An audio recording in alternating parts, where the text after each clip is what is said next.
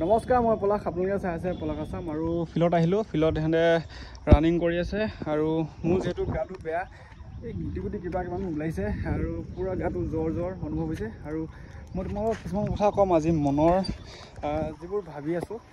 প্ৰথমে চাইকেলত উঠিলোঁ আৰু যিসকলে অসম পুলিচৰ কাৰণে প্ৰেক্টিছ কৰি আছে তেওঁলোকৰ বাবে ভাল খবৰ।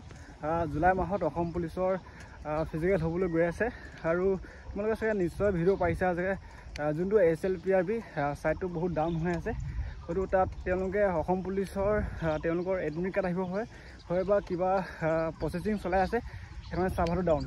আৰু এটা তোমালোকে গুৰুত্ব দিবলগীয়া কথা যে যিসকলে অসম পুলিচৰ ৰানিং কৰি আছে তেওঁলোকৰ বাবে এইটো কওঁ যে তেওঁলোকৰ কিছুমানে হয়তো ঘৰত গেম খেলি থাকে বা কিছুমানৰ কাম থাকে, কিছুমানৰ কলেজ পঢ়া শুনা যিহেতু চলি আছে, তেওঁলোকেও ফিল্ডত আহিছে, একেলগে ৰানিং কৰিছে সকলোৱে মিলিজুলি, এটা ভাল নিয়ম। আৰু লগতে যিসকলে নিচা দ্ৰব্য কৰে আৰু তেওঁলোকে নিচা কৰিব বাদ দিছে, যিহেতু অসম পুলিচৰ PST হ'বলৈ গৈ আছে, ৰানিং কৰি আছে, সেয়েহে সেইটো এটা ভাল নিয়ম। আৰু তোমালোকে এনেকৈ কষ্ট কৰি যোৱা, একেলগে থাকা, কিবা এটা কৰি থাকা, তেতিয়া তোমালোকৰ মন ভাল লাগিব। এনে ঘৰতে সোমাই বেকাৰ কাম কাজ নাই, গেম চেম খেলি এইবিলাক বাদ দিয়া, কিবা এটা কৰিব শিকা। আজি কষ্ট নকৰিলে গোটেই জীৱনটোৱে কষ্ট।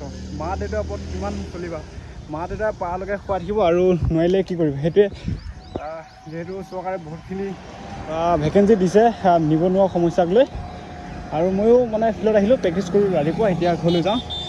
লগ পাম ভিডিঅ'ত।